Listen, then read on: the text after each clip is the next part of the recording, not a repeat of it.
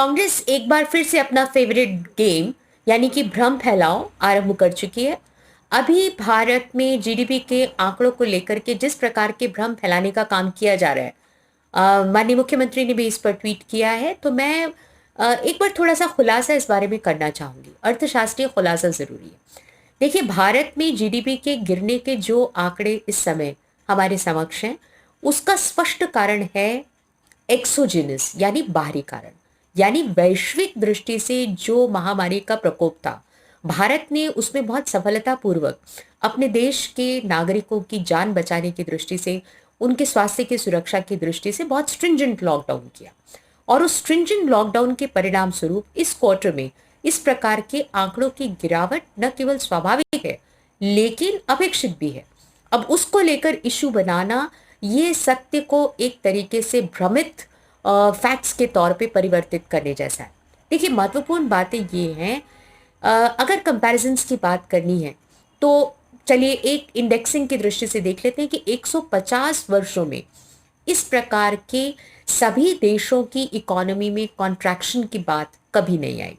यानी 1870 के बाद में अगर आप देखेंगे तो इतने बड़े पैमाने पर, इतने बड़े प्रपोर्शन में विश्व भर के देशों में इस प्रकार की प्रति व्यक्ति आय में गिरावट एक साथ आने की घटना ये 1.5 शताब्दी में पहली बार हो रही है। ये महत्वपूर्ण बात है। तो भारत इससे अछूता कैसे रह सकता है?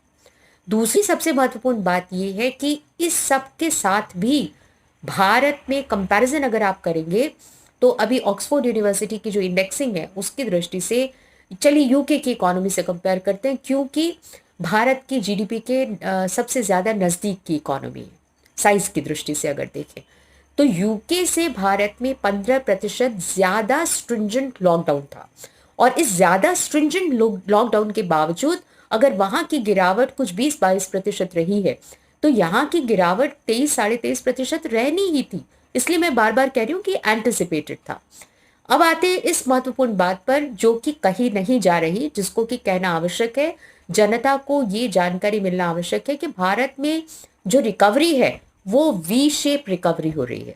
यानी गिरावट तेजी से हुई, एक पॉइंट तक आई और ऊपर उठाव जारी है। इसके लिए 3 इंडिकेटर्स मैं आपके सामने रखना चाहती हूँ।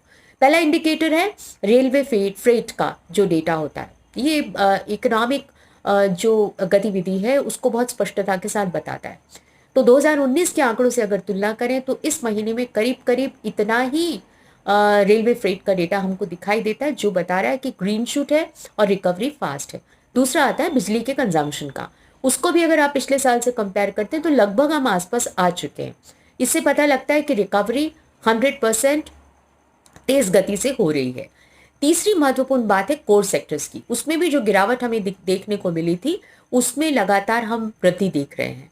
आरबीआई के अगर हम आंकड़े देखें तो क्रेडिट की दृष्टि से जो हम देख पा रहे हैं वो महत्वपूर्ण है कि एक अगर एग्रीकल्चर सेक्टर को, एक उद्योग के सेक्टर को छोड़ दिया जाए तो पर्सनल लोन हो, चाहे एमएससी सेक्टर हो या अन्य कोई सेक्टर हो, सभी सेक्टर्स में क्रेडिट का डेटा तेज गति से बढ़ रहा है। यानी कि आत्मनिर्भर भारत का 20 लाख करोड़ का जो पैकेज है उसके साथ एक सिस्टमैटिक तरीके से तेज गति की रिकवरी न केवल एंटिसिपेटेड है लेकिन सुनिश्चित है। ये महत्वपूर्ण बात है जिसको कि कहा नहीं जा रहा। एक और महत्वपूर्ण बात मैं आपको कहना चाहूंगी कि भारत की अर्थव्यवस्था में जिस प्रकार का रेजिलियंस ये सब होने के बावजूद भी दिखाई दे रहा है वो यहाँ की जनता की जो एक मानसिक तैयारी है और हिम्मत है उसको भी बताता है। इसलिए प्लीज भ्रम मत फैलाइए। जनता बहुत मेहनत से, बहुत लगकर इसको एक रिकवरी के दृष्टिकोण में लाने का प्रयत्न कर रही है। उनकी आशा मत तोड़िए, उनको निराश मत कीजिए और भ्रम के आधार पर एक प्रकार का नेगेटिव सेंटिमेंट पैदा करने की जो कोशिश कर रहे हैं प्लीज मत कीजिए। ये बहुत आवश्यक है क्योंकि सभी दृष्टि से भारत जिस प्रकार प्रगति की ओर बढ़ रहा है उसमें ये आवश्यक है कि जनता के मनोबल को हम और इस संकट की स्थिति में बढ़ाएं। इसीलिए मुझे लगा आज आपसे बातचीत होनी जरूरी है। मैं लगातार आगे भी आपसे बातचीत करती रहूंगी, पहले तो करती रही हूं, बट फिर भी 100% एक अर्थशास्त्री होने के नाते आपको बता सकती हूँ कि इकोनॉमी में ग्रीन शूट ऑलरेडी दिख रहे हैं और वी शेप रिकवरी हो रही है। आइए हम सब आत्मनिर्भर भारत की दृष्टि से आत्मभान लेते हुए आत्मविश्वास के साथ इस लक्ष्य की ओर बढ़े। Thank you.